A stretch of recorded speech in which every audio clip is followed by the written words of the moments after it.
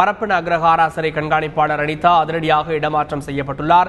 இது தொடர்பான கூடுதல் தகவல்களை எமது செய்தியாளரிடம் கேட்கலாம்.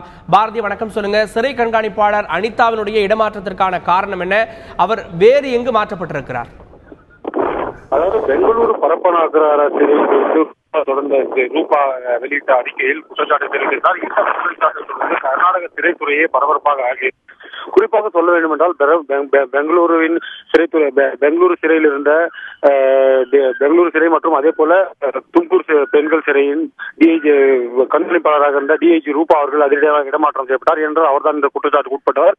ஊடகங்களில் கருத்து தெரிவித்ததற்காக அவர் இடமாற்றம் செய்யப்பட்டதாக கர்நாடக அரசு தரப்பில் தெரிவிக்கப்பட்டது. இதே போல டிஜிபியும் ஊடகங்களுக்கு பேட்டியளித்ததாக அவரும் அதிரடியாக இடமாற்றம் செய்யப்பட்டார். அதே போல கர்நாடக சிறைத்துறையின் கீழ் வரும் பரப்பன சிறையின் கண்காணிப்பாளரான கிருஷ்ணகுமார், ஏனென்றால் அவர் மீதும் பல்வேறு புகார்கள் இருந்தது, அவரையும் இடமாற்றம் செய்தது. இதைத் தொடர்ந்து அவர் மாற்றப்பட்ட பிறகு அந்த பொறுப்பிற்கு டாக்டர் அனிதா அவர்கள் நியமிக்கப்பட்டார். இந்த நியமனம் கடந்த 2 தினங்களுக்கு முன்பு நியமிக்கப்பட்டார் அவர் என்று குறிப்பிடப்பட்டது.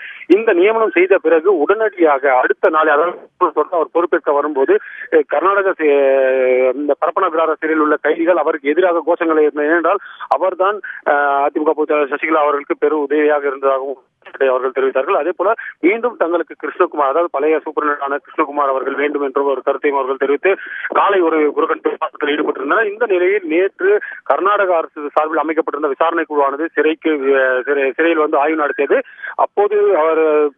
அப்போது அந்த வினய்குமார் மூத்த ஐஏஎஸ் வினய்குமார் அவர்கள் ஒரு கருத்தை தெரிவித்திருந்தார். அதாவது விசாரணை தற்போதே தொடங்கியுள்ளோம், பல்வேறு ஆவணங்கள் அதே போல அதிகாரியிடம் விசாரணை நடத்த வேண்டியுள்ளது என்று அவர் குறிப்பிட்டார். இந்த நிலையில் நேற்று மாலை கர்நாடக அரசு ஒரு அரசாணை வெளியிட்டுள்ளது. அந்த அரசாணையில் புதிதாக நியமிக்கப்பட்ட, அதாவது கிருஷ்ணகுமார் மாற்றப்பட்டு கடந்த 2 தினங்களுக்கு முன்பு புதிதாக கர்நாடக பரப்பன அக்ரஹாரா சிறையின் கண்காணிப்பாளர் நியமனம் செய்யப்பட்ட அனிதா அவர்கள் அதிரடியாக இடமாற்றம் செய்யப்பட்டதாகவும் அவருக்கு பதிலாக ரமேஷ் இந்த கண்காணிப்பாளராக பொறுப்பேற்பார் என்றும் தெரிவிக்கப்பட்டுள்ளது. அதாவது தற்போது மாற்றப்பட்டுள்ள அனிதா அவர்கள் தார்வாடு சிறைக்கு, அதாவது தார்வாடு மத்திய சிறைக்கு அவர் மாற்றப்பட்டுள்ளார்.